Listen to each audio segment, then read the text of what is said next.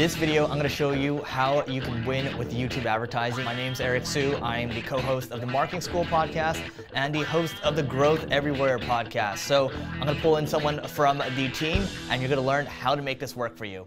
Hello advertisers, Andrew Bloom here. I'm a Senior Advertising Manager for Search, Display, and YouTube with SingleGrain. And today we're talking about an advanced YouTube targeting strategy and a feature I'm really excited about called YouTube ad sequencing. Now at SingleGrain, we're having a lot of success thinking about ads as content.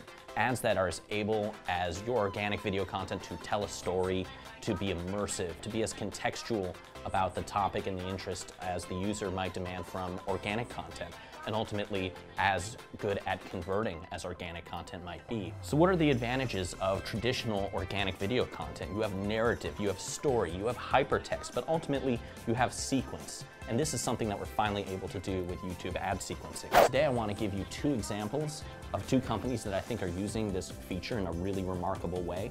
So I'm looking at two networks for connecting freelancers with gigs that a lot of you might be familiar with. Those are Upwork and Fiverr. And they're taking two really interesting approaches to using YouTube ad sequencing in their YouTube videos.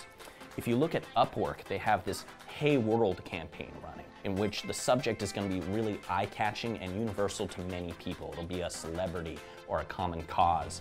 This is a little bit of what we call in the industry inverted unicorn theory, which we can get into more later. But they'll have a video addressed to like, hey Donald Trump, do you need a social media manager? Or hey George R.R. Martin, do you need a ghostwriter to help finish that story? Or even my personal favorite, hey Equifax, do you need some help with IT security? The message being that you'll find that here on Upwork, but what are they really doing with these sequences? They're very linear, they're very horizontal. You're gonna keep getting hit with this message over and over and get treated to the same appeal. It's gonna get lodged in your brain. It's gonna be an earworm. And you're gonna see through that repetition, you're gonna see their point being made, that they have a very large versatility of needs to be filled, and Upwork has a lot of versatility in terms of solutions in the form of freelancers that can go ahead and meet those needs. And it all adds up to using this feature to keep people interested and saying, oh my God, what's gonna come up next? By contrast, we're looking at Fiverr and their Endures We Trust campaign. And they're doing something slightly different with this feature, but just as interesting. They're using a different approach, one that's not horizontal like Upwork's, but really utilizes more of the vertical, downward funnel-facing audience targeting that this feature can really excel at. So the top level is very focused. It speaks directly to what people think a freelancer might be. The first video is very engaging and it shows our concept of, hey, working really hard and meeting your objectives and going out there and closing deals. And if you're in their target market like I was when I saw it, I was really engaged by that. I watched the whole thing. But then the follow-up videos kick in because they're using sequencing.